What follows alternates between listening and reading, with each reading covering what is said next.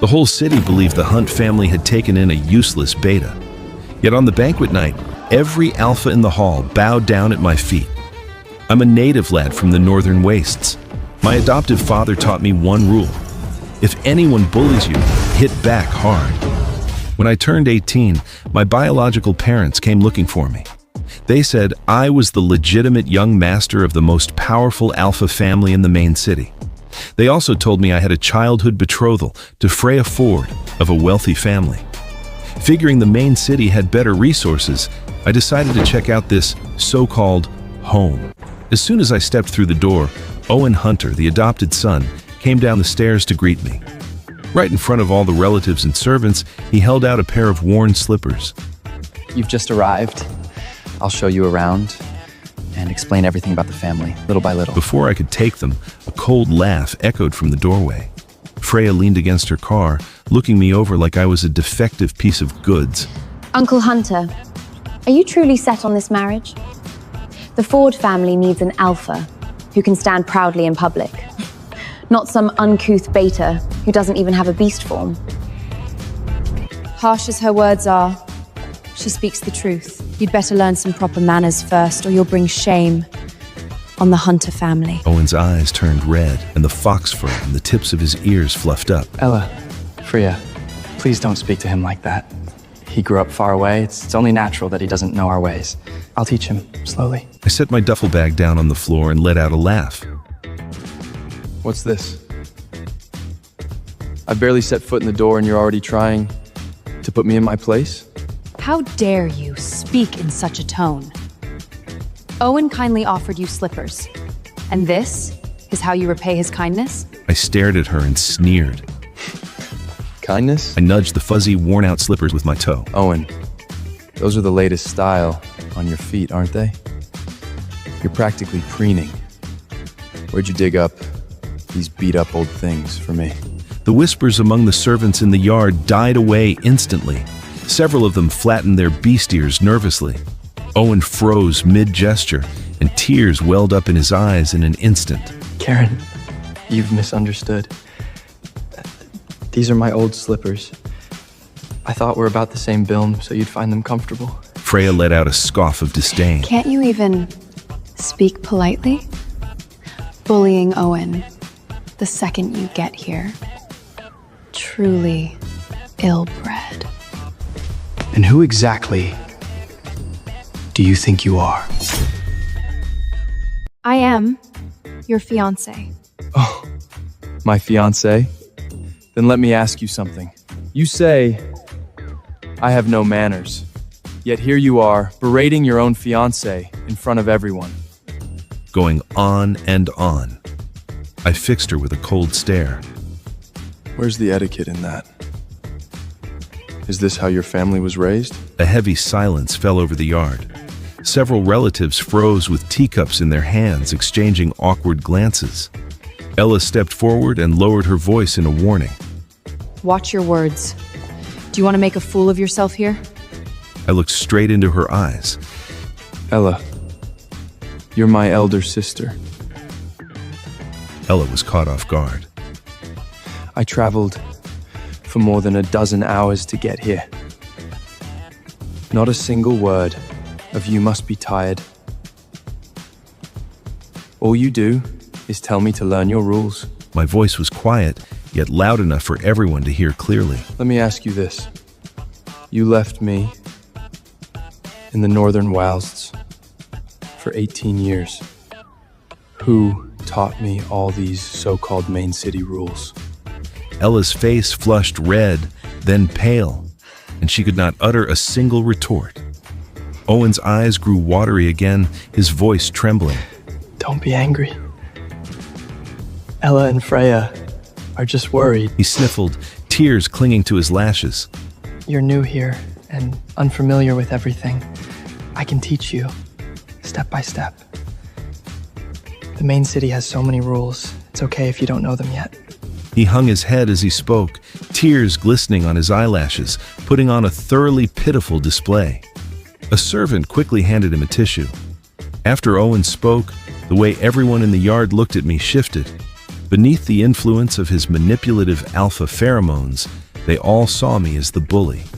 Finally, my mother, Windsor Hunter, hurried out of the house. You must be exhausted from the journey. Pay no mind to them. Before she could finish, Freya let out a cold huff and strode to her car. Uncle Hunter, I will speak to my father about calling off this engagement. She slammed the car door shut, and the engine roared to life. Ella's face turned completely grim. She shot me a look, convinced I had caused a huge disaster. Windsor Hunter squeezed my hand, repeatedly telling me not to take it to heart. I ignored her. I reached into the side pocket of my duffel bag and pulled out my phone. I opened the top chat and sent a message to my adoptive father. Dad, I'm here. This family sure loves picking fights. Within 3 seconds, a voice note popped up. A long wolf howl echoed faintly in the background. Which rascal is picking on you? Spit it out. I'll buy a ticket right away. And go sort them out. A smile tugged at my lips as I listened. I typed a reply. No need. I can handle this myself. I slipped my phone back into my pocket and grabbed my duffel bag. All right, everyone, disperse. I swept my gaze over the hunters. Where's my room? Show me the way. A steward led me to a room on the second floor, east wing. The moment the door opened, a thick, damp odor washed over me. The room faced the wrong direction, its window looking directly out at the backyard waste transfer station. The curtains were old and frayed at the edges. The bed linens were neatly folded, but the pillowcase clashed horribly with the quilt. I set my duffel bag on the floor and pulled open the wardrobe. It was completely empty. I checked the nightstand drawers next. Bare as well, not a single hanger inside. I took out my phone and photographed the tattered curtains. Next, I captured the mismatched bed linens, the empty wardrobe, and the waste area visible outside the window. I saved all the photos to a new album titled Hunter Family Journal. Dinner was served soon after. The whole family sat around the long dining table. Father Wraith Hunter sat at the head of the table, with Windsor Hunter to his left. Ella sat on his right and Owen beside her. I was seated all the way at the far end. Owen acted unusually docile. He stood to serve soup to Wraith Hunter, then helped Ella to some food. When it was my turn, he carried the soup bowl all the way around the table to reach me. This soup is good for your health. Try some. He spoke loud enough for everyone at the table to hear. I did not take the bowl. Your table manners are terrible.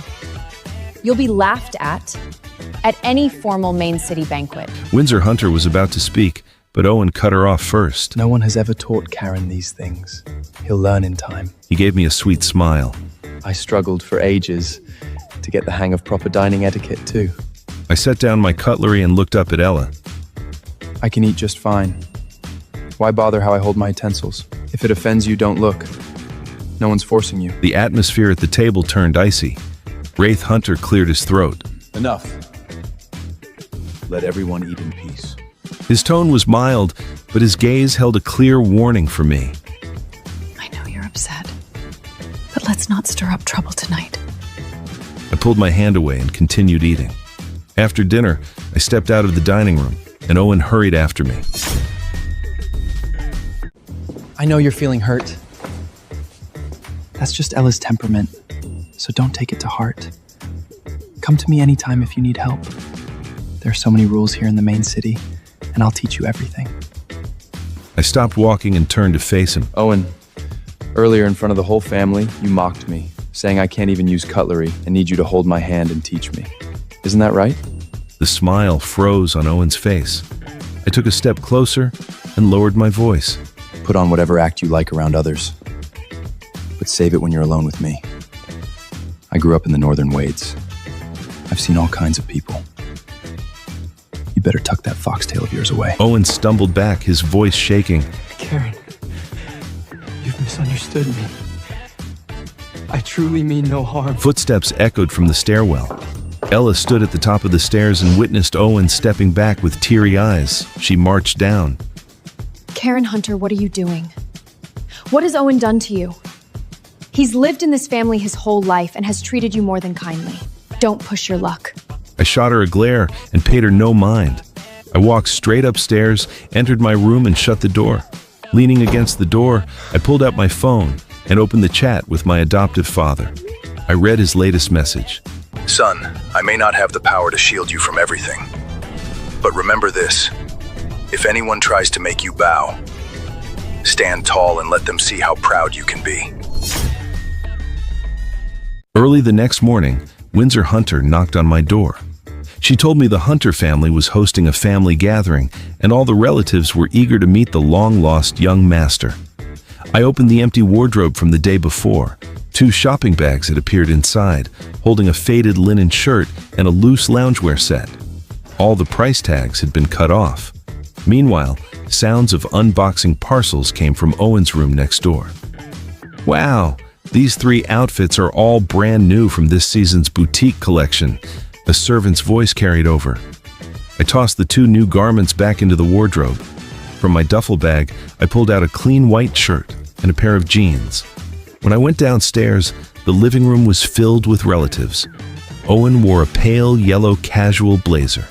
He smiled warmly as he poured tea and exchanged polite pleasantries with the elders, his voice bright and sugary sweet. The moment I walked in, the room fell quiet. Every eye fixed on my jeans and plain white shirt. So this is the boy who was raised outside? He's quite handsome, but look at how he's dressed. Not a trace of beastly aura about him either. Just a beta. What a shame. Owen jumped in immediately. Auntie, don't say that. Karen hasn't had time to buy new clothes yet. I offered to take him shopping, but he turned me down. I sat down on the sofa and glanced at Owen. I did turn you down, that's true. I picked up a teacup and took a sip. Because the clothes you tried to give me were 2 sizes too big. Silence descended once more. I just worried they'd be too tight on you.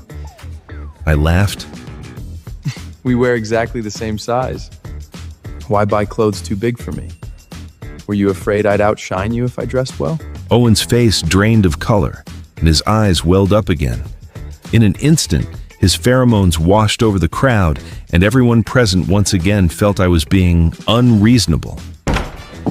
Karen, we have guests here. Must you be so sharp-tongued? Owen means well. Can't you show a little gratitude? Wraith Hunter sat on the main seat and said nothing, but he set his teacup down harder than usual. That's enough. It's all trivial. Karen, I'll take you shopping for clothes this afternoon. I did not reply. I leaned back against the sofa cushion, watching the varied expressions on the relatives' faces. Just then, Freya pushed open the front door. She carried a bag of fruit and handed it straight to Owen. Owen, these cherries are for you. You mentioned craving them last time. She did not so much as glance at me. A shy look crossed Owen's face. Freya, you're betrothed to Karen. Isn't it inappropriate to give me gifts? His voice was soft, yet loud enough for everyone to hear clearly. Freya finally turned her head and shot me a cold look. Let me make one thing clear. This engagement was arranged by our elders, not something I agreed to. The Hunter family needs the succession of superior alpha genes, not a talentless nobody like you. Her tone dripped with condescension. If you have any sense, you'll take the initiative to call off this engagement and stop wasting everyone's time. Exactly. The Ford family's status, Owen would be a far better match.